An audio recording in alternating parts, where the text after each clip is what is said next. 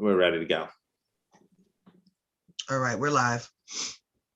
Okay, well, welcome back. Session 2 of our March board meetings. I don't know if I could even say board meeting anymore because it's meetings, it seems like. But the topic of this discussion is EER assurance.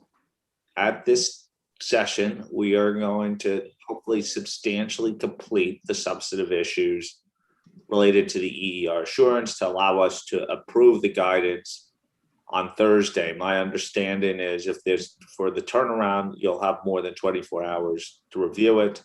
I think we'll hear more about that shortly from Lynn. Again, we're going to try to get through the whole EER document today. I think the task force was very appreciative of receiving all your comments. So it gives me, knowing what the comments were, it gives me great confidence that we're going to succeed in this session. So Lynn, turn it to you. Good morning, everybody. It seems no time at all since I saw you, and in fact, I can assure you I have slept every second between then and now.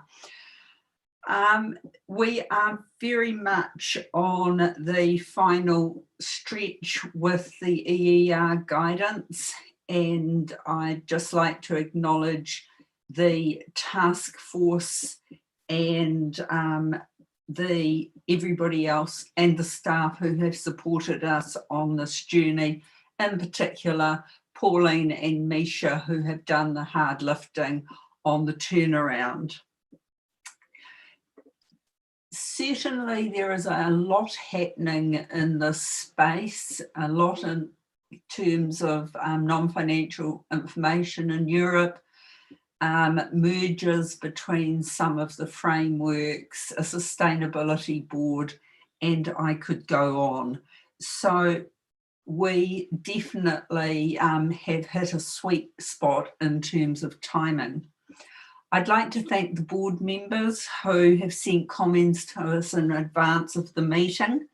They were helpful, and I am pleased that by and large the comments received were of a minor or editorial nature. There are a few substantive comments, and the task force is meeting after this board meeting to go through those substantive comments and any issues arising at this meeting this morning. Then we will provide you with a full updated version of the document. It will have only substantive issues marked up, not the minor edits. Next slide, please. I always think it's important to go back and at this stage and make sure we know what we were trying to achieve and look at whether we actually believe we have achieved it and what we have done. So the first thing I'm going to do is go through the purpose and objectives of the guidance, then talk about what we heard from CAG and our project advisory panel, and finally I'll go through a summary of the changes to the guidance. Those are all pre-written comments. But before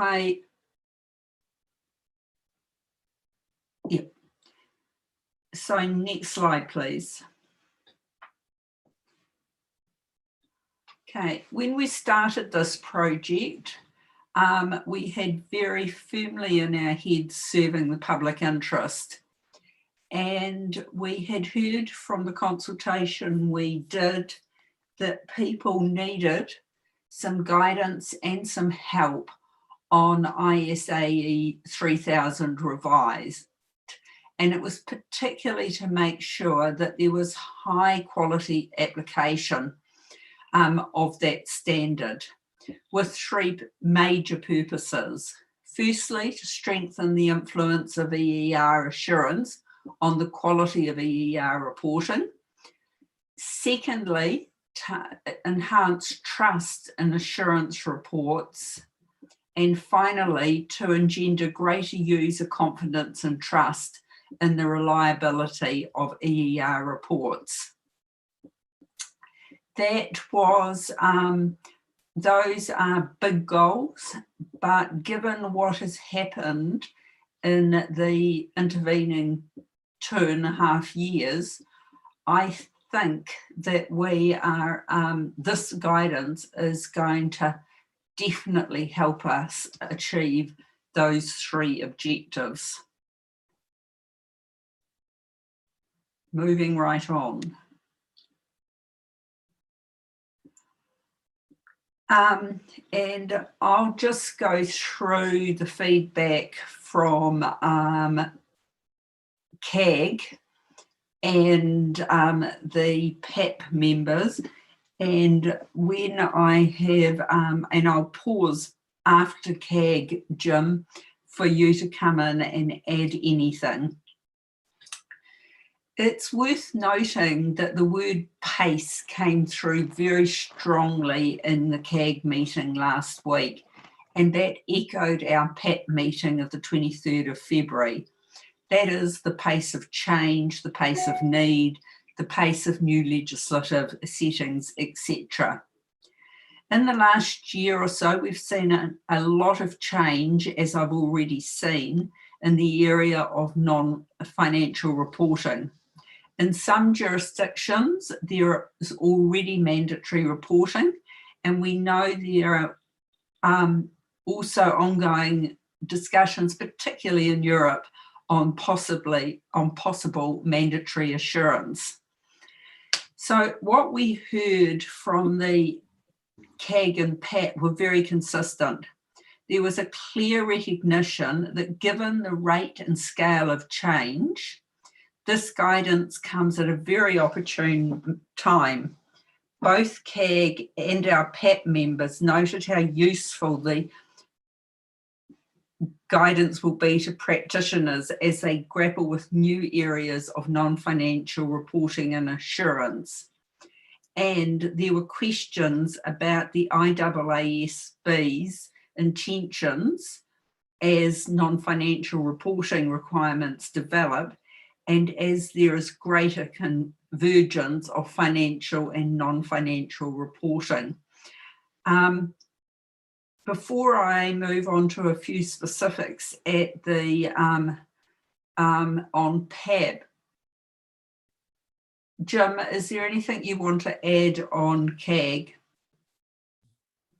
Thanks, Lynn. And I would say overall, the CAG was very supportive of the direction, and there were a number of compliments how the document has become much easier to follow with some of the rearrangements that you've done. Also, there was I guess a strong push from the CAG that there's an awful lot of interest or perceived interest out in the community worldwide on this particular issue. Two other things. One is I think some of the members needed a little more education in terms of how this guidance relates to 3000. And so that might be an educational aspect of this. And then some CAG members talked about the relative length, which is something they had brought up before. But I think that might be a challenge that you will also look at as you finalize. But I think really it's how does this fit under 3000 might be a good, if some people from the CAG have the question, I think the community as a whole may also have that question. Thanks, Lynn. Thank you very much, Jim. I think there was also a comment at CAG about, actually I'm not sure whether it was CAG or PAP, about when you're reviewing an entire report, how important the tone can be and what an assurance practitioner should do in those circumstances. Just to add what the PAP said, because it was very similar, they also added that it was important for the IAASB to obtain feedback as practitioners and others start to implement and use the guidance. There will be invaluable insights from those practitioners on the front line of reporting developments and on identifying the standard to new and emerging areas of reporting. Traditionally in the board, we talk about next steps and communication later in the meeting after the approval vote. And I'm not preempting that vote, but I've decided that it would be useful to address the CAG and PAP members' questions now, as we know members of the board also are interested in the way forward. The Planning Committee discussed the approach last week, and I'm now going to share with you what we propose as our two-part strategy. Firstly, a communication strategy. We should take every opportunity to communicate to a wide audience about this new guidance, together with reinforcing the two standards we already have, namely 3000 and 3410. Our key message being, we have a substantial amount of material available for assurance providers, and we encourage them to use it. The second leg of our strategy is to monitor and evolve. As already stated, there's a lot of change and activity afoot. So we will continue to monitor those changes, and we would welcome any feedback on our standards, guidance and support material.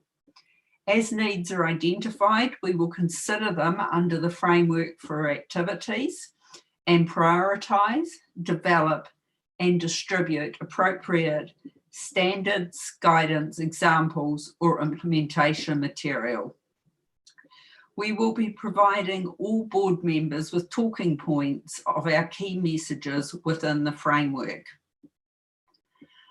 Another message we have heard, and this has been ongoing and Jim has just alluded to it, is people asked us to explore how the guidance might be made more readily accessible and more user-friendly by presenting it in a digitally enhanced format.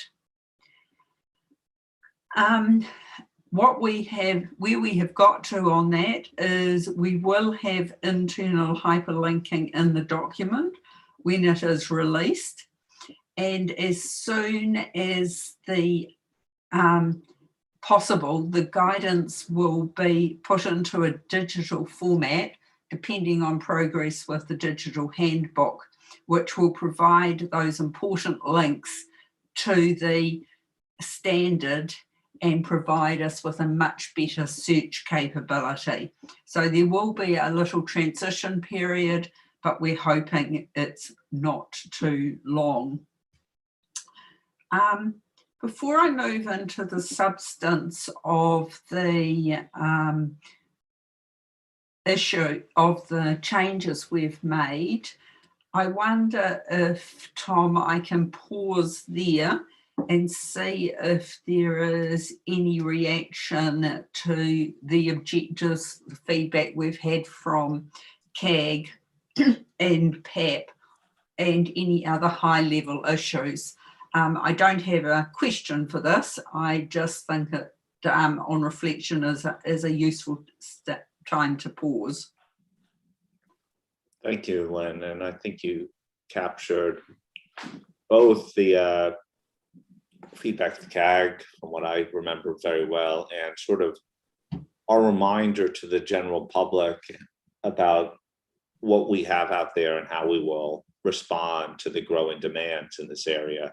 I think one of the things that I was amazed with at the CAG meeting, maybe amazed is not the right word, but sort of took on board, was that there's a lot of confusion about the reporting standards and the assurance standards part. And in many ways, we have a substantial base that provides international consistency with our what I view as our package of 3000, 3410, and EER guidance. And the EER guidance did respond to a number of the practical considerations that were out there in the application of 3000. And that is a substantial contribution. And, you know, there's a big policy discussion about reporting standards right now that occurs, and we will be well positioned to respond to that as consensus starts to arrive on that, if we have gaps or the need for specialty standards, because 3000 being a framework.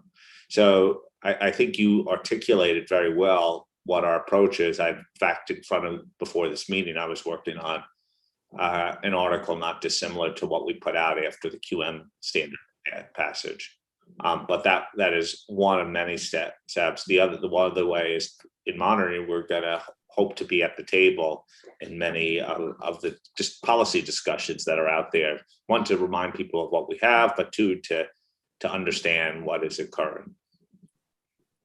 Any reaction, comments, thoughts before we go to the actual draft?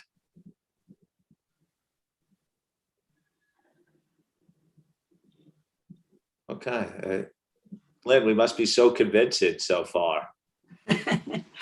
That's good. I didn't think there was anything contentious, but always useful. Okay, next slide, please, Michelle. Okay, after the December 2020 board meeting, 6 board members provided written comments, which were, again, largely of an editorial nature. 3 also provided written suggestions on Appendix Iii, that's the limited and reasonable assurance illustrative table. And in finalising the guidance to this point, we've taken into account those comments in addition to what we heard at the December board meeting.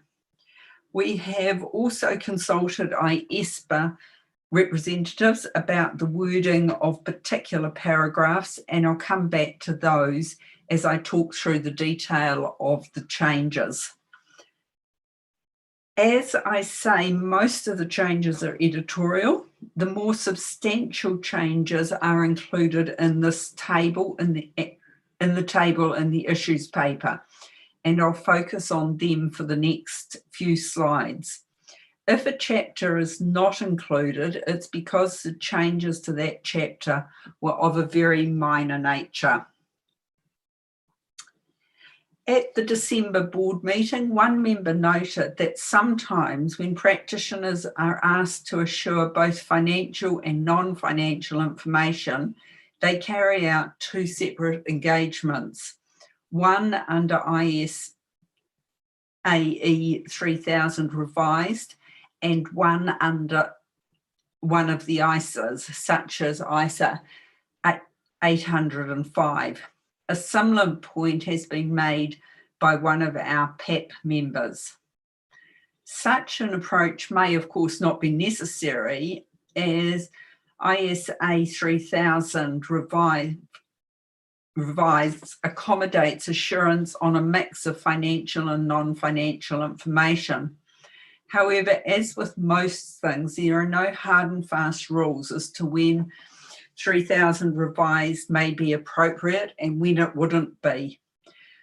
We have therefore made the point in the introduction that EER information includes both non-financial and financial information to the extent to which the standard is relevant is a matter for practitioners' judgment. We are of the view that the use of practical examples, including those in additional document B, would also help illustrate the standard being used when there is a mix of financial and non-financial information.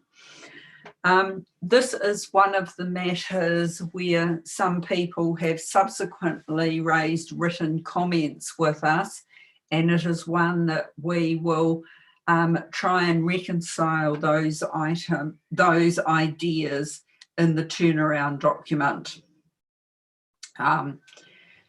Moving on to Chapter 1, among a couple of other matters set out in the table in the issues paper, a few revisions were made to Diagram 2 to align it with the terminology used in the standard. An additional bullet point in paragraph 47 reinstates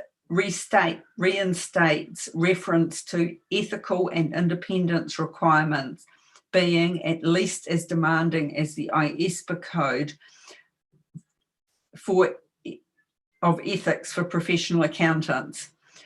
This was considered important by IAASB. There have been a few comments that relate to IAASB. So over the last few days, we have consulted with IAASB again, and we will once again have some proposed changes in that area in the turnaround document. Moving on to Chapter 3, the blue level of assurance boxes have been moved to avoid the expectation of being able to obtain evidence. To obtain evidence is different for limited and reasonable assurance. We've also, I've already said that. So moving on to Chapter 7, with slightly bigger changes in paragraph 254, additional wording has been put in to differentiate between limited and reasonable assurance engagements. Moving on to slide 6, please. Okay, Chapter 8 once again has some changes made to differentiate between the limited and reasonable assurance, which you will remember was a late addition, and we're still just making sure that we've got all of that tidy, and that will likely come through the turnaround as well, although not as certain as some on the last slide. The diagram in Chapter 9 has been amended so that the box previously included between are the material misstatements individually or in aggregate and unmodified conclusions. The one that read does not impact assurance conclusions have been deleted as it was considered to be superfluous. Also in this chapter, a sentence has been added in paragraph 306 to clarify when there is uncertainty about whether material is clearly trivial, the misstatement is considered not to be clearly trivial. It was suggested that other information should not be so voluminous as to obscure subject matter information, and the practitioner's responsibilities in relation to other information could be further clarified in the guidance. In paragraph 336, a sentence has been added to clarify that when the preparer identifies information as other information, the practitioner reads it for consistency with the subject matter information. The task force also considered adding the additional suggestion that guidance should clarify whether that other information should not be so voluminous as to obscure the subject matter information. The standard doesn't include such a requirement for other information to be limited in volume. The task force is also of the view that it is not only volume that could obscure the subject matter information. Additionally, drafting has been included to highlight that other information should not obscure the understandability of what is subject matter information and what is other information.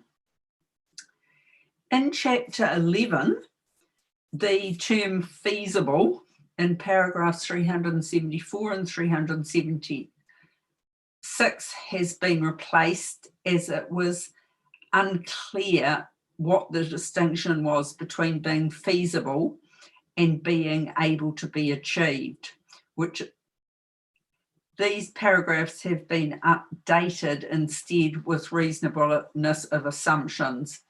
That hasn't hit nicely with a number of people, and that's one of the matters that we have to take another look at over the next 24 hours.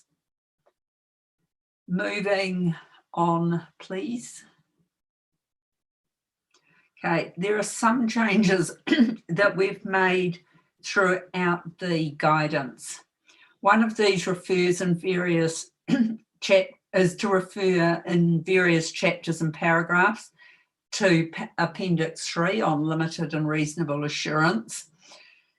We have also changed the reference to the boundary of subject matter information to subject matter information that is within the scope of the assurance engagement, to respond to feedback that the latter terminology may be simpler and more readily understood by practitioners. And having reread the guidance, I think that's correct. We will also note, you'll also notice that the diagrams have been updated to reflect the IAASB's brand colours, and we are also going to, the hyperlinks have been added to the document. Finally, we have made some changes to the glossary. Of course, the boundary of subject matter information has now been deleted because it's been deleted from the document. Financial information has been deleted as it's already in the text in paragraph 7, and the definition of substantive procedures has been amended to substantive testing, as it's the term used in the guidance.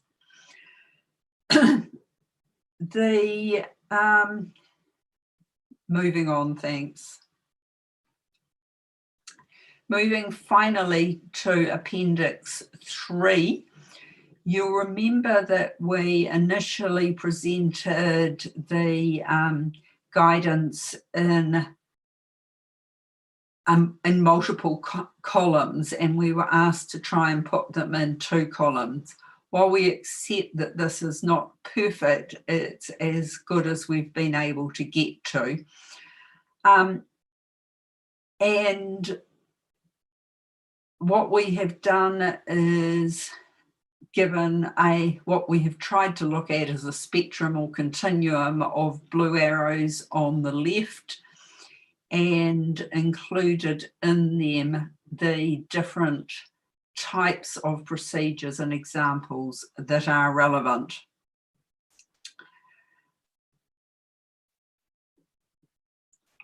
The feedback we've received on that table has largely been supportive, although there are some people who would prefer a different representation. At this point, we intend to leave it as it is.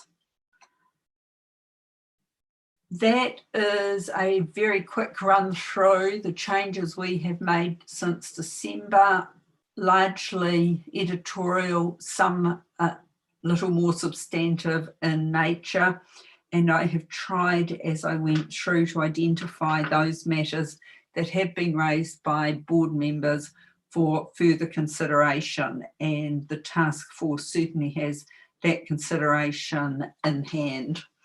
So with that, Tom, I will hand back to you for the question, Michelle, which is on the next slide,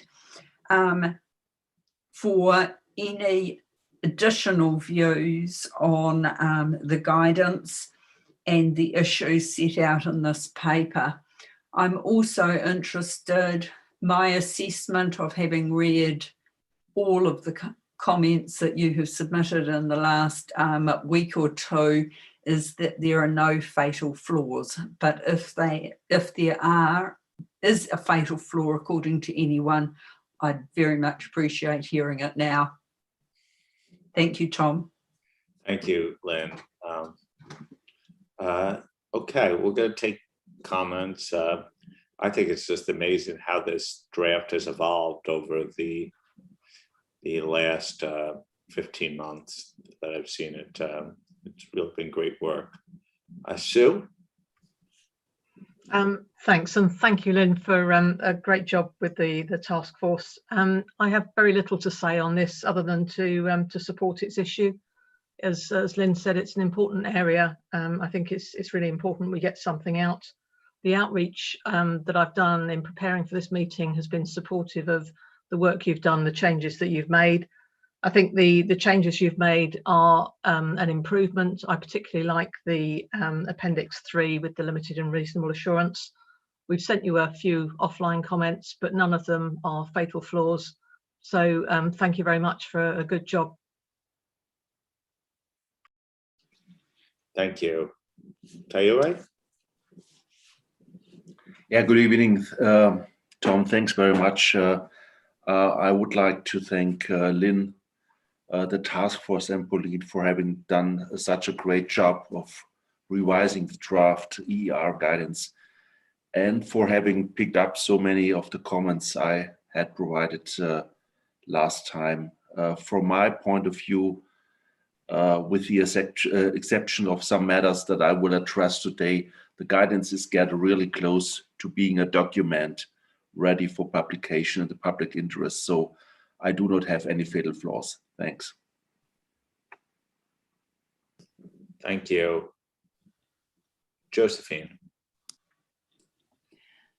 Thank you, and good evening, everyone. Thank you, Lynn, Pauline, and other members of the task force for the great work, as others have already said. I agree with you, there's a lot of change and activity, and it is important to continue to monitor these changes, including staying close to the IFRS Foundation as they progress their work. But I also wanted to thank the WBCSD as well for their investment, certainly at the start of this project. That was really important to getting it up and running. As Sue says, the approval of the standard is clearly extremely important. And I really have very little. Thank you for the editorials you picked up and the change to the boundary. I think I might have found one escapee, but I'll send that along. Again, the outreach has been positive on this. I have absolutely no fatal flaws. I'm really excited to see this approved on Thursday, I think. Yeah.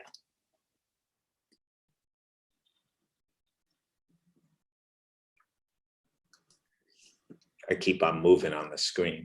It's hard to figure out where I am. Len? Thank you, Tom.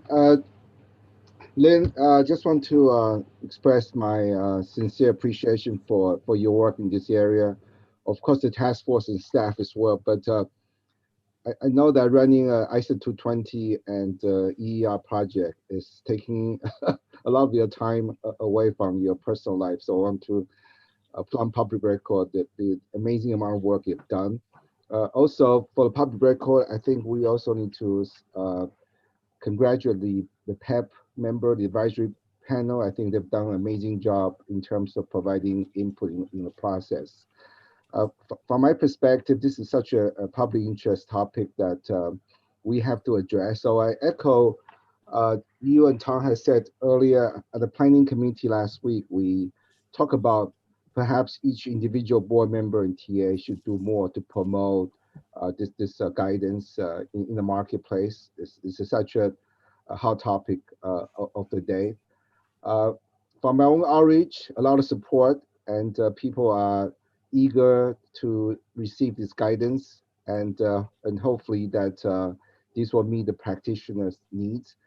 More importantly, I think as a professional accountant, we are challenged in terms of the other service provider providing assurance in this area. So it's important that we, based on the ISA 3000, promote what we do in this area. So it's very important. I also sending some comments ahead of the meeting, and then not fatal flaws. So just for your consideration. But again, thank you very much for all of your work. Thank you, Len. Kai Barton? Thank you, and thank you to Lynn and the task force for the for the updates that have been done to the guidance. As you all also outlined in your intro, Lynn, this is an important area, and it's important that we get the guidance out. I think also you outlined that the work doesn't start there or stop there. We need to follow the use of an application of the guidance to see the further involvement. Or looking at the details of the changes that have been done to the standard in the latest version, it's also an indication that we're really close to the goal. I have no fatal flaws, and I think we're in super good shape for approval. Thank you. Okay, Lynn, I just want to check with you. We're getting a lot of general comments, which is great, sign of support, but this is the moment to raise any substantive issues as well, right, before with this question. Am I correct? That's correct, Tom, but the words I'm listening for are no fatal flaws.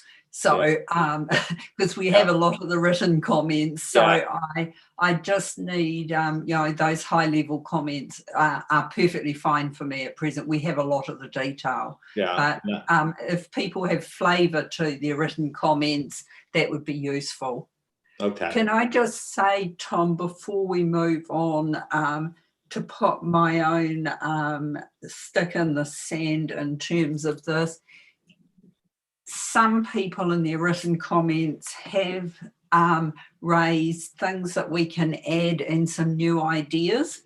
Can I just assure them that it's too late? We cannot deal with those issues at this stage of a project.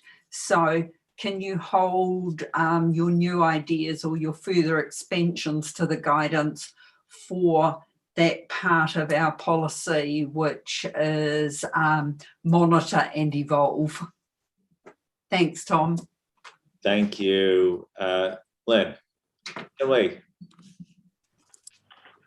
Thank you very much, and very good morning from Singapore. My Zoom screen keeps blinking. I hope it's not connection problem from my side, and it doesn't affect my sharing. But thanks to Lynn, task force and staff, tremendous work. And thank you for your introductory comments. Those were really, really helpful, and it's really great to hear about the communication strategy and how we intend to monitor and evolve. And I think that's absolutely critical for us to do. You mentioned talking points that you're going to share with the board, and I'm sure those talking points will find its way into the different platforms, including social media and so on. So looking forward to that. Just in terms of the monitoring and evolving, and I think you mentioned hearing from people in terms of their feedback to our guidance and so on. So, and then working on it through our framework of activities. Absolutely. And I think at the same time, we know that, for example, our friend at IFAC and RLC, they have set out their vision for accelerating assurance over integrated reporting. And I'm sure they will be hearing from their side different feedback as well. And I'm sure we'll be looking out for some of those as well. Lynn, just one other thing. You mentioned the intention to have a digitally enhanced format of this guidance. Again, this has been a very consistent feedback that we have been providing throughout.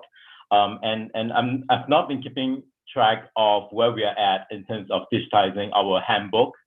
And I know that is a tremendous task given the volume that we have with the handbook. And I almost think that, depending on where we're at with that, perhaps this could be a trial and a pilot, and to test out some of those things that we intend to do with the handbook before those changes were made to the handbook. So just again, a quick thought.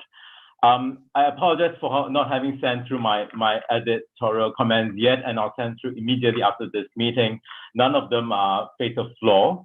Can I maybe just mention one thing, Lynn? I got your point about no new things, and this is just one question perhaps I have, and maybe just a clarification for me. This is on chapter 7 and paragraph 254, the new additions that have been made to that paragraph. I think just on A, we talk about a distinction between limited and reasonable assurance. And I think the wordings have been lifted from IAASB 3000, where for limited, we talk about identifying areas where material misstatement is likely to arise. And then reasonable assurance, we use the term identifying and assessing risk of material misstatement. And I did not sort of notice this before from Appendix 3, but now I went back to Appendix 3 and thought maybe we can find more things, more guidance there, and it's sort of not there. And the way it's being written sort of alluded to the fact that we think it's different. But identifying areas where material misstatement is likely to arise seems just like a layman way of saying the same thing, which is identifying and assessing risk of material misstatement. And I was just wondering whether we can make it more helpful by explaining what exactly will be different in this case. So just one slightly more substantive comment here, but everything else is really just editorial. So I just put it there and I'll send through my comments as I said. I just want to say one last thing. I really like what you have done with Appendix 3. Because the way we have the 3 blue arrows and so on. So you had a tremendous task given to you and you made it work. So thank you so much again. And that'll be all for my comments. Thank you. Okay, Edo. Yes, thank you, Tom. Lynn and the task force and staff, many congratulations for bringing this to where it is now, and also from my part, happy to support the initiatives of bringing this to the market.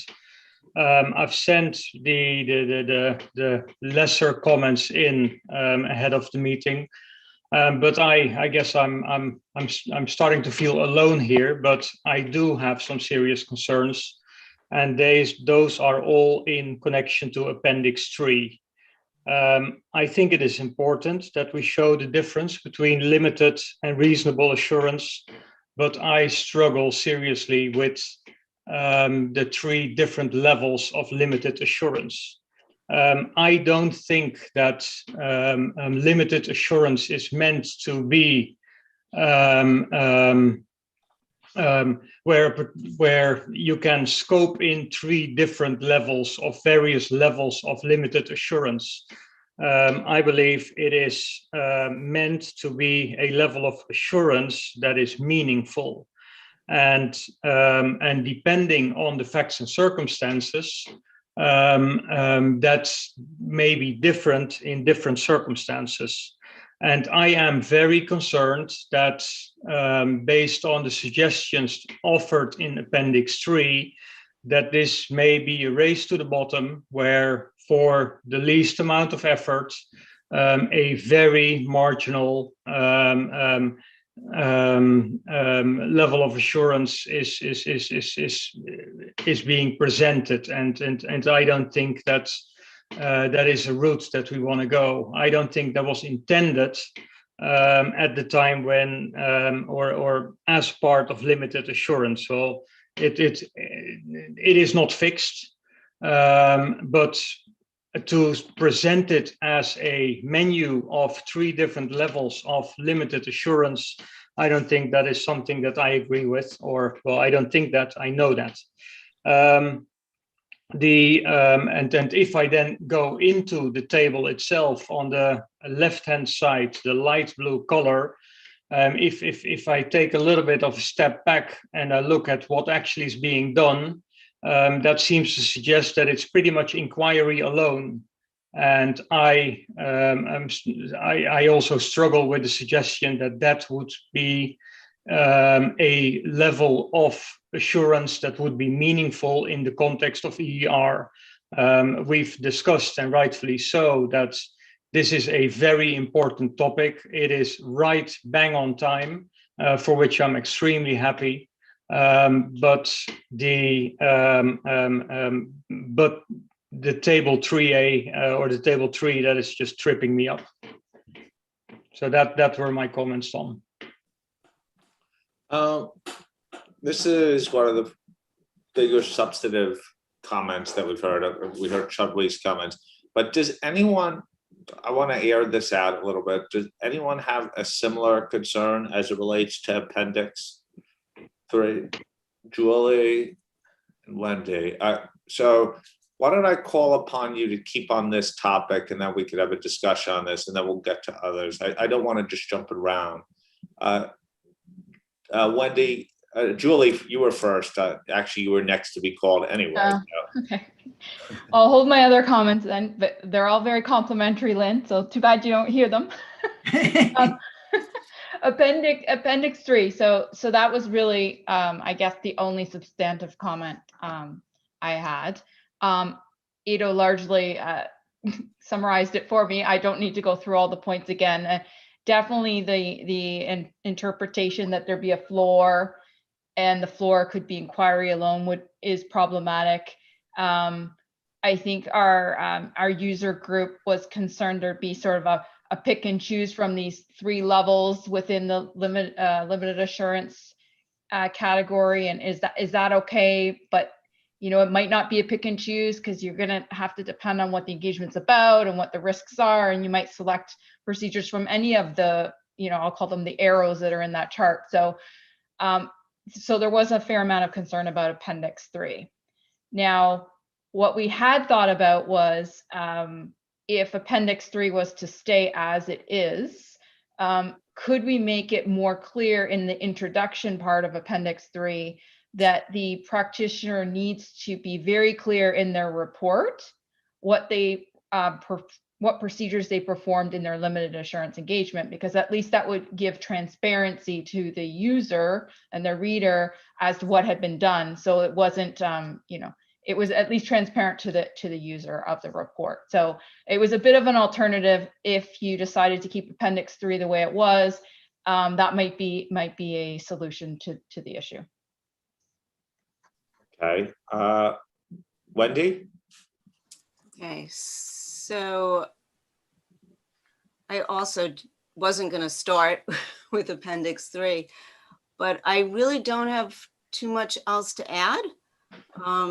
Ido and Julie really have pretty much the same comments that I do. I will say that I really struggled with the arrows and visual. You know what? I've said this before, all of the visual aids from the IAASB I think are great. This one I was struggling with because I didn't find the progression linear, and I was struggling with this is aesthetics, with the color gradation that I didn't think would be easy to explain in all of my countries. And I have to say, and it seems like a really small comment, but not everybody in some countries has the benefit of beautiful, colorful screens. Some of them will be printing this out, and that's what they will use. So the colors will be lost on them. So, and including the steps. So I have to apologize. I did not send in any comments in advance.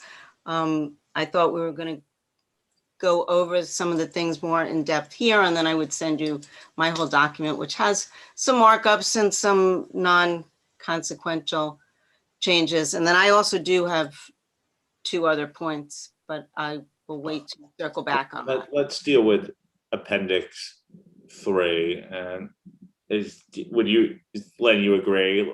Let's try to knock this out a little bit. Yes, please. As I remember, the last meeting on this one, the task force was trying to be responsive to this whole discussion that there was a spectrum involved here. And I think Lynn sort of expressed up front is this was their best of their thinking in relation to this topic. Julie offered a suggestion to at least mitigate some of her concerns about it. Lynn, I don't know if you have a response or a thought on how to react. At this stage, this is the best we've got. We have got a different version in our back pocket, but it doesn't take away the different points that seem to be the sticking point. We can try and put something in the introduction, but at this stage, if people have that problem, does anyone have a solution? Because we've tried our best to give a solution, and basically if we can't come to an agreement on Appendix Iii, it's not a vital part of the guidance. So I just would be really interested in solutions at this stage. If you have one, Vili, I thought I could count on you. I don't know if I've got the solution handy, but I just want to give some perspective on it. I think if I understand Ido's comment correctly, as well as what Julie and Wendy said, is the concern, because I think we all accept that there's a spectrum of limited assurance, and even ISA 3000 revised acknowledges that that spectrum of limited assurance can be anything from just being more than inconsequential to just below reasonable assurance. And I think that's clear in ISA 3000 revised. The way that I understand the concern that Ido articulated is that it's almost that when you go into an engagement, you don't target a level of limited assurance. You plan your engagement based on the facts and the circumstances, and driven by the areas where material misstatements are likely to arise. And you may end at a certain point in that spectrum, but it's not a question that you target it and you go in by saying, well, I'm just going to go for number 1 or number 2 or number 3. And I think if we can try and get that message across with Julie's example of maybe articulating something up front, we may address that, because I quickly scanned through the table and there are 4 instances where we've got those arrows. And but I think if that was Ido's main concern, and I do agree with that, because I don't think you can't go into a limited assurance engagement and say, well, I'm going to target the middle arrow. That's not how it works. It's based on the facts and circumstances and where material misstatements are likely to arise. Well, really asked Ido a question. How responsive was Vili to your concern? Well, thank you, Tom and Willie. And I agree with you, Willie. There's and then the solution I was thinking of is get rid of the arrows, articulate and then potentially bring all those procedures together, where you in the introduction to the table clarify that it's not a given, that it's based on facts and circumstances and your professional judgment as to what is meaningful, that you pick and choose from the procedures in the limited assurance column. Well, I agree that it's useful to provide examples of the difference between limited and reasonable assurance. But the arrows and particularly the lighter colored arrows, or the left-hand arrows, those procedures seemed a little bit too narrow or too limited. But that would be I think acceptable. So let me just, for clarity now, effectively you're suggesting some context up front. And then this idea that the arrows may have had the unintended consequences, that you would always choose the lighter blue arrow to hit the lowest level of limited assurance, which was the intent, that within each box there's sort of a range to do. And so we didn't necessarily want to convey that. And so maybe removing sort of this hierarchy within and say that this is sort of a spectrum of type of activities without arrows may be a way to solve it. Is that the reading of the proposed solution? Yeah. From a task force perspective, Lynn, how do you, I know we probably spent lots of times discussing color of arrows, but could you live with that? No, we haven't actually talked about colours of arrows. We've been actually talking about the concept. Yeah. I think we need to reflect, Okay. Tom, rather than react now. We had tried to put more information in the introduction, but for people that are visual, they go straight to the diagram and forget the introduction. So we will have another look at it and come back with a proposal. I'm not 100% sure what it'll be at this point in time. Well, at least we understand the issue, and you're in principle going to try to be responsive to it, but you need time to reflect, is how I read it. Okay. Okay. For those who I asked to interject but had their hands up and stopped from talking more, you please put your hand back up so I can remember you.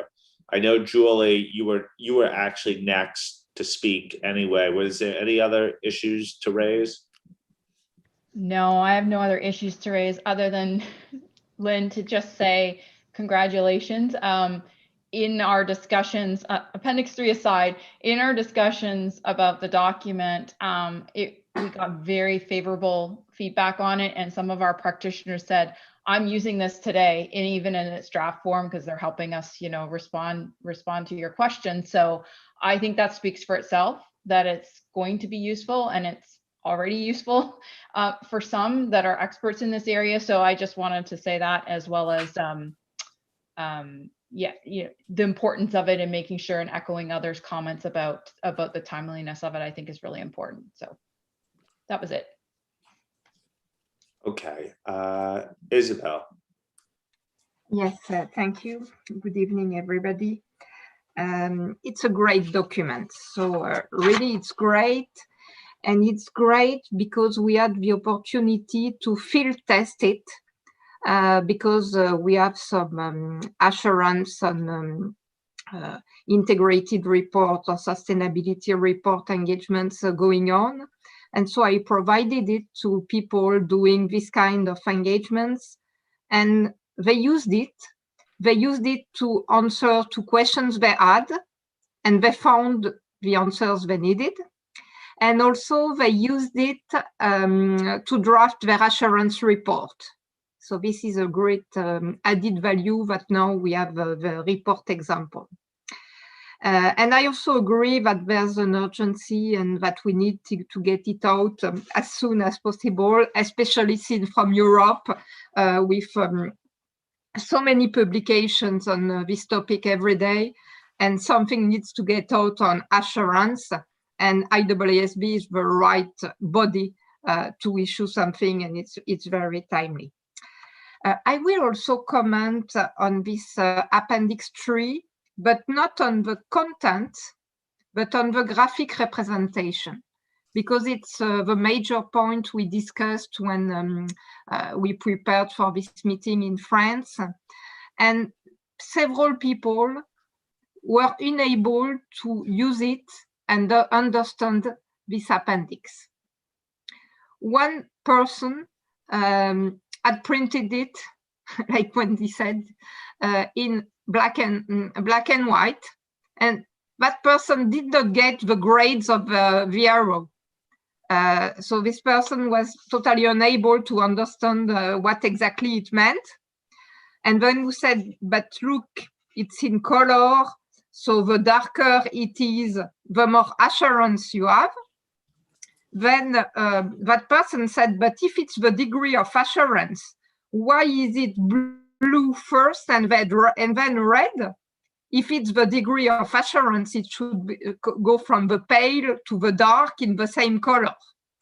So that person did not understand also why we had two different colors. And also another person reading this table did not start by page 1 and started looking at the arrows. And that person missed the legend, the explanation. So it's just one line to put at the bottom of each page to explain what it means, and remember that it's from the lowest level of assurance to the highest level of assurance, because sometimes people flip the page and they just miss the important information to be able to use it.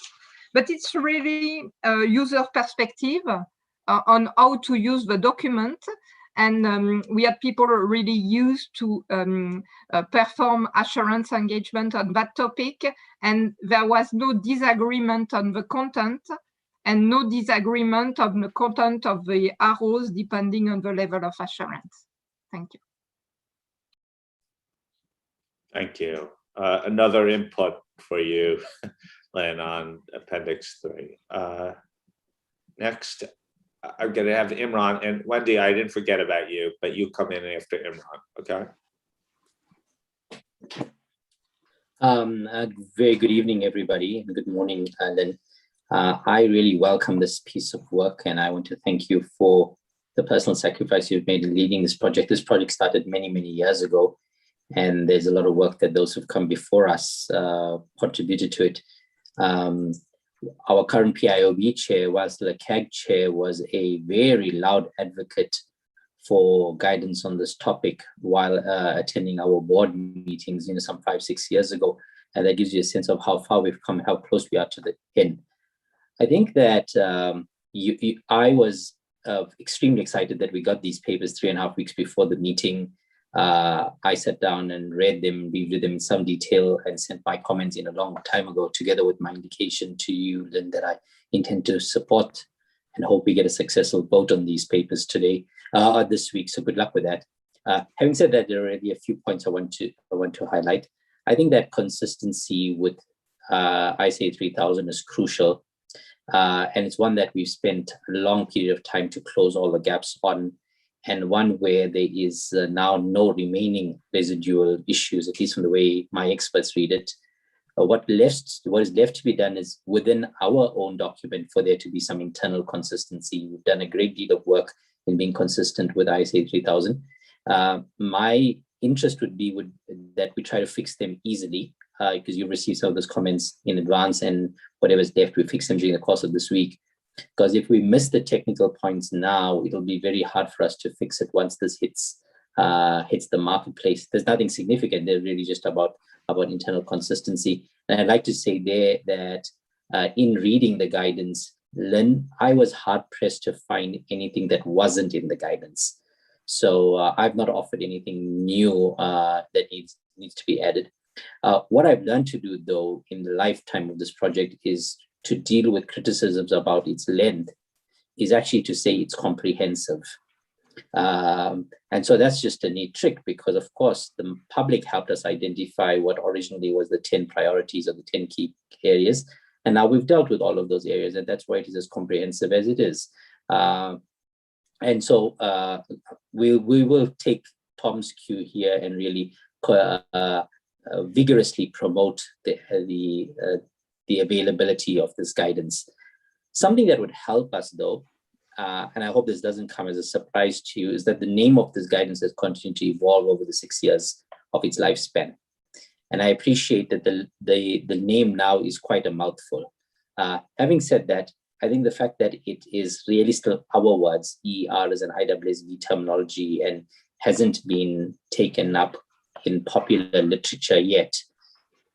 If we've given some thought as to how we can subtitle the guidance or package it in communication such that it refers to terms that will connect us more closely to where the debate is at the moment. And that debate is around frameworks and sustainability and ESG and those things. So I'm not advocating a change in the formal title. It is what it is.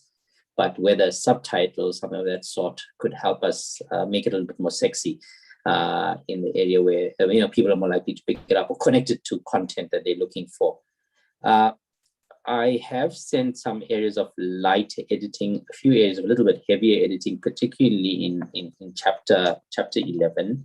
And I guess it's fair for me then to just highlight what it is that worried me in chapter 11, because it doesn't quite reach a fatal flaw, but I think it's an important critical point, is that this chapter uses this language of uncertainty, but it uses it in many different formats, like current uncertainty, inherent uncertainty, greater uncertainty.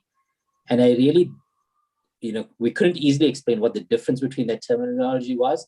And if there isn't a need for it to be different, it may be nice for our final version to go out with one word being used to describe this kind of uncertainty. Otherwise, we'll be introducing into literature something that isn't supported necessarily by the science of the IAASB. And I thought that in chapter 12, which is probably one of the later ones, because that's the area which we've been doing a lot of work on, the reporting chapter, there may be a need to point out, if I couldn't find it, Lynn, and apologies if I couldn't find it, I have listed 3 or 4 things that are missing in my view as to some reporting considerations, particularly where the report should be located. I think that's a very common issue and one we flagged many times in our discussions, but I provided you a list of 2 or 3 minor other things in relation to the report. That's really all I have to say. I think I covered all of my comments on the whole document. Everything else has been provided in writing to you. Looking forward to seeing the turnaround and supporting you in the final vote. Thank you. Thank you. Wendy? So first I want to say I can't even imagine the amount of hours that went into this. And it's amazing that it only took 2.5 years, because I heard earlier that it was a 2.5-year project. Because I can name some other projects that took way longer. Anyway, and I also use the word that Imran uses, which is, it's very comprehensive. So I think some of the comments that I have and observations are probably because I didn't take that 2.5-year journey with you. And the December meeting, although I prepared and read it and I listened to a lot of the things that were said, I don't have the ability to fully catch up. So I am gonna send you my document, and I'm just gonna make a few observations that I probably have because I haven't been here the full time. In paragraph 10, I think I may have misunderstood the reference to the ICEs. And it confused me. I thought we were talking about when historical information is presented along with non-financial information, and what do we call it? But it sounds like earlier when you explained it, it really is intended to suggest that there might be a completely separate engagement that we are doing, and that's why we're referring to the ICEs. So I don't know if others, when reading it, will fully understand the reference that says you may want to use the ICEs. So that's my first comment in 10. And my second comment in 10, it was just an observation because I read this, I read all of this, is that I wasn't really sure why we had to say here it's important for practitioners to exercise professional skepticism and professional judgments in performing EER. To me, I think we said earlier today, and that's like motherhood and apple pie, and I just didn't know in this particular paragraph why we had to emphasize it. And so that's what I have on 10. I will send this all to you. I noticed an inconsistency between paragraph 17 and paragraph 117.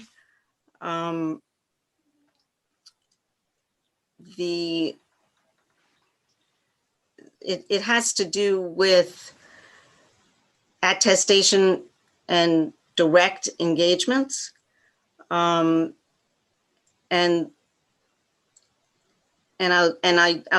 raise that point now because I need to scroll through my document and come back to it. But I don't think direct and attest are considered in both places. And then the other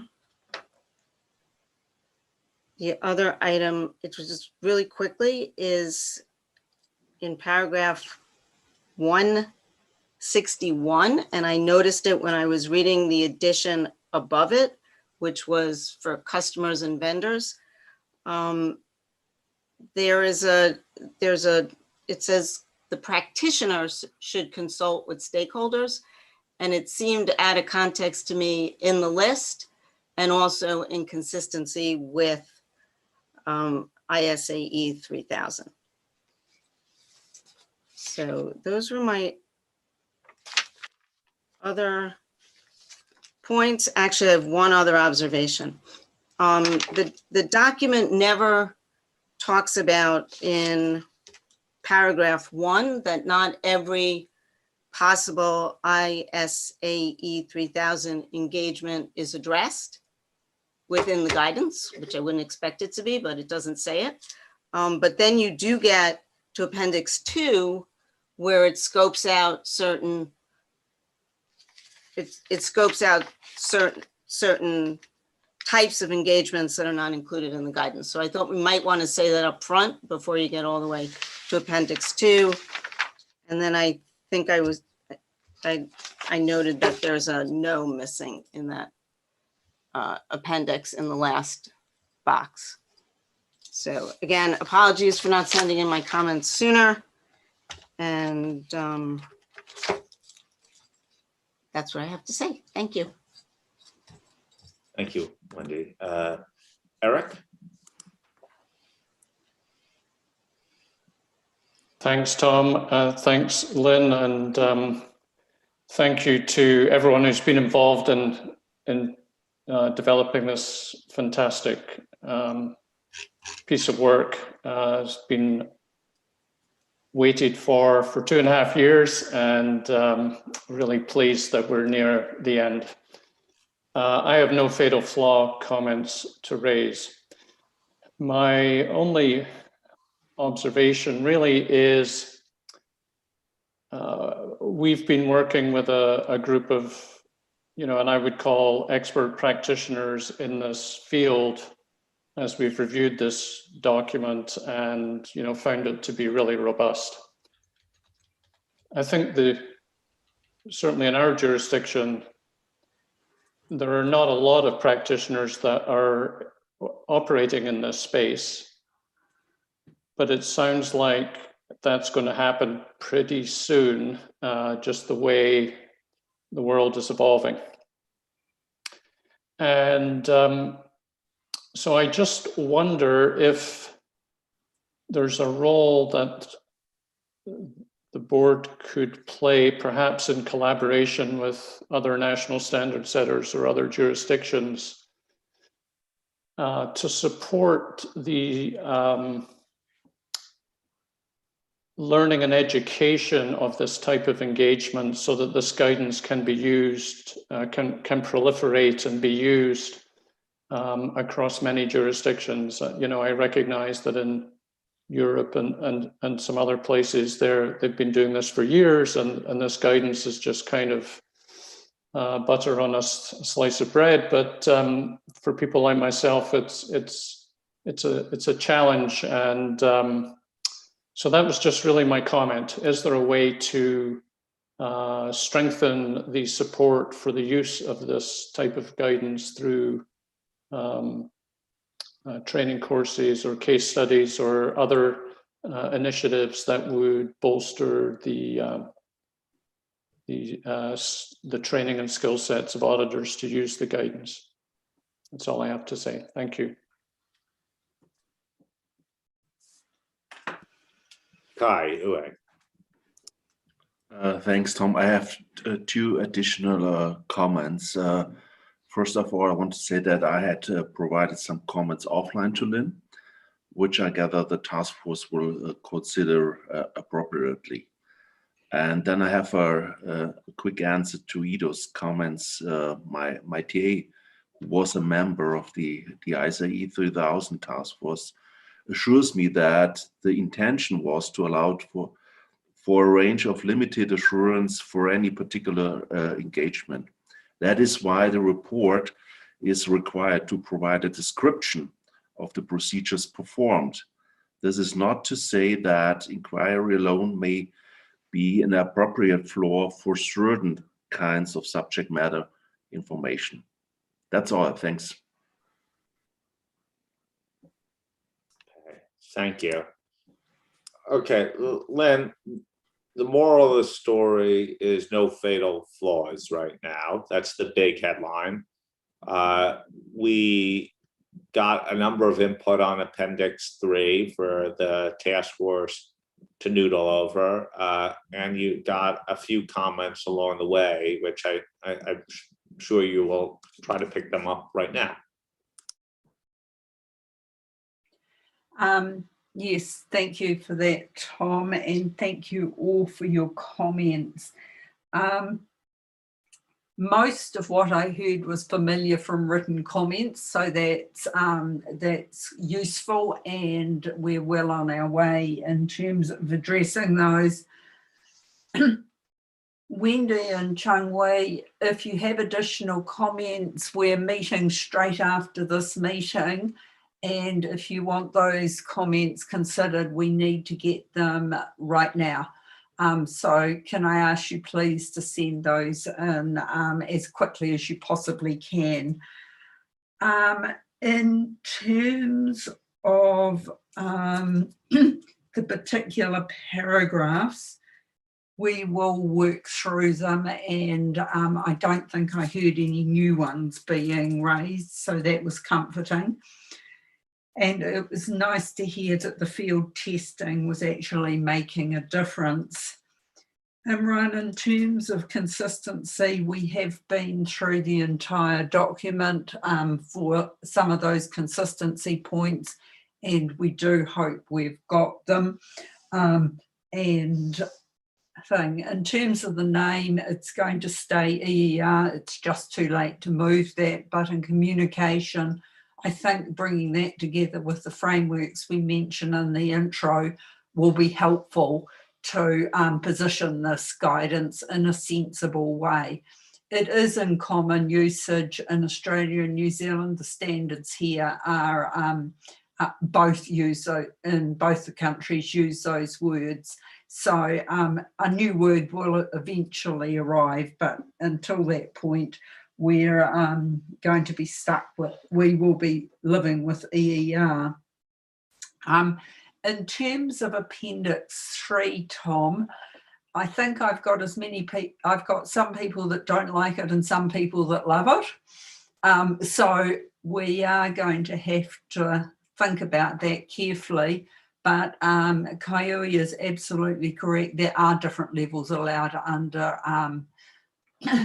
3,000. So quite what we'll be able to do with the diagram, I'm not sure, because we start from different understandings and that's hard to resolve. But we will see what we can do in the introduction to help that and to give people more certainty. I think that plea, oh yes, thank you all for the kind words. That credit should go to Pauline and Misha, who have done all the hard lifting in terms of pulling all the comments that you've sent together. And I'd just like to publicly thank them very much for that. And also the support of the task force has been really important in getting us to this point. Can I just make two comments before I hand back to Tom? The first is on the two additional documents which have been going through a separate stream, and I'd like to thank everybody for their support on that. On the basis from those we've heard from and those we haven't heard from, we have a unanimous vote for no objections to issuing those two documents. So with a few minor edits that we will make over the next few days, those two documents are ready to go out. And finally, this project has been supported by the WBCDSD and the Moore Foundation. And whilst I'll formally thank them later in the week, I'd just like to acknowledge the enormous contribution they've made to making this work possible. So with that, Tom, back to you. Thank you. So, as I remember, that ends the real discussion in terms of document question 2 was like in any other matters question. I just want to see if anyone else has a comment on EER. Carl? Thank you very much, Tom. I've actually two points that I wanted to raise. I've been waiting until I heard the comments of board members. I share the view that is expressed by board members that this is an excellent document. I enjoyed reading it very much. It is, of course, lengthy. And following on a comment made by Eric, I was just wondering, the document states specifically that it's addressed to practitioners. Now, even for practitioners, the document is lengthy. And the question is going forward, whether it is not possible to sort of provide a simplified version that would make access easier for practitioners, and do it similarly for other stakeholders. We have been pointing that out from the beginning, how important this document is also for stakeholders that want to know what auditors are actually doing in this area.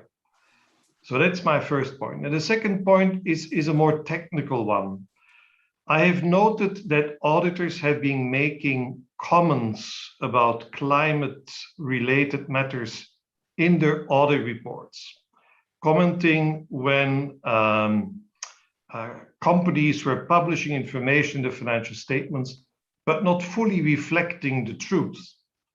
So auditors have been sort of correcting that, sometimes under key audit matters.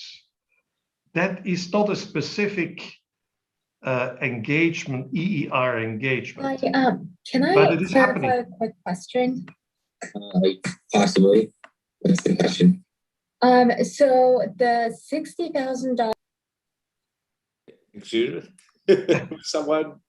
This was not me, but so what I was asking is whether that sort of activity is covered by these documents. So an auditor commenting in the audit report on climate-related matters, stating that the auditor disagrees with some of the statements made in the financial statements. Is that covered by the documents? Okay. So, Carl, on your first point, maybe I could respond a little bit to it, because I think we've said all along that the guidance was never intended to be read cover to cover. One of the things that will help it is when we get it in a digital format where it's more searchable and it's less, looks like a cover to cover read. In fact, I'm amazed how much more readable it is that over the time. But the point's taken, and I think this is why the digital handbook and digitizing our publications will make things easier for people. On the latter point, I actually not sure it really, I'll confirm with Billy, but I think it's almost more of a issue that we talked about in our guidance a couple of months ago on the topic as it relates to audit. And we issued some guidance as it relates to that point. And Billy, you could confirm my understanding on that. Yes, Tom. So very much in terms of what you referred to, in terms of the guidance, the practice note that we issued on climate-related risks in an audit of financial statements. So to answer Carl's question directly, no, this guidance doesn't deal with that, because the circumstance you are referring to is when climate-related risk have an impact on the recognition, measurement, or disclosure of account balances, classes of transactions or disclosures in the financial statements. And the auditor considered those in terms of carrying out the audit procedures in relation to those financial statement items. So that is a separate issue in the context of an audit of financial statements. So whereas this guidance deals specifically with extended reporting beyond anything affecting the classes of transactions, account balances, or disclosures in the financial statements. Okay, Lynn, I didn't mean to preempt you. No, that's no problem at all. Just to add to that, we have got examples both within the guidance and within the supplementary information on that climate-related financial disclosures. So it is complementary to the work that Vili was talking about, and I just wanted to point that out. Okay, thank you. Roger? Tom, I thought I'd weigh in. I'm a member of the task force. Lynn's done an amazing job along with Pauline trying to turn all these documents around, because the volume of comments that you get from everybody is pretty amazing. So I thought I'd weigh in just on my views on Appendix IIIA. What I heard, I thought was reasonably manageable with the suggestions of Julie and the suggestions of Vili, especially to address Ido's comments. Everywhere above those three boxes, we can reinforce that it's not three levels, that it is a continuum, and that they are only examples. I think that can be done across each of those boxes. Ido's comment about whether or not inquiry is the appropriate floor. We've had that discussion on 3,000 before, and we can usually think about engagements where it may be an appropriate floor. So that's one where we can argue. Colours, we can't do anything out, but I think that it's standing up pretty well from where we were before. I think we can see some suggestions. Just on a couple of the other points, and Lynn, I'm not sure whether or not you were going to talk about these just going forward on some of the consistency. There's quite a lot of internal consistency, so there will be a bit of changes coming through. Things like engagement partner and assurance practitioner, things like EER report and ER information, and things like the attest versus direct. They're three areas where we've been challenged, and people have identified areas of where we could better clarify some of those areas. So there will be a little bit of change coming through. Lynn, I say that because to support us, not exactly sure what you're going to say next, but I thought that would be useful to say that people will see a little bit of change coming through this document, but it's mainly through internal consistency. Okay, I think that's the last of comments. Anyone else want to raise anything? I forgot. Question 2 was about approval. I knew there was question 2. We'll deal with that question at on Thursday. Edo. Yes, thank you, Tom. I will send in after our meeting also. I've been thinking a little bit on how we could illustrate that spectrum within limited assurance, and I will send that in after the meeting to hopefully help the task force a little bit. Thank you. Okay. Lynn, would you like anything? Would like to add anything before we bring this to a close? No, just that to take us back to the beginning, you will have 24 hours to read the turnaround document. The task force is meeting half an hour after this meeting, so we will be working on it. So I just can't emphasise enough and too often the importance of any of those comments coming in quickly, and for those that have already sent them, thank you. Okay. Very good session. I think that's the fact that we were able to get this done at this hour is a sign of the enormous progress the task force has made. And I thank you all for your constructive comments and provided comments offline to the task force. I presume all systems will be for go on Thursday, though the task force will clearly have some edits and changes to share in that turnaround document. Tomorrow, we begin at 4 p.m. Eastern Daylight Time. And the topic is the first of 2 sessions on the proposed LCE standard. And so we look forward to that topic. It's a really important strategic one for this board. Before we bring the meeting to a close, I'll just ask anything else people would like to raise before we do? Okay, great job, everyone. And for those who it's very late at night, rest well. We'll see you tomorrow. Also sort of late your hour. So thank you, and we'll see you soon. Thank you. Bye-bye.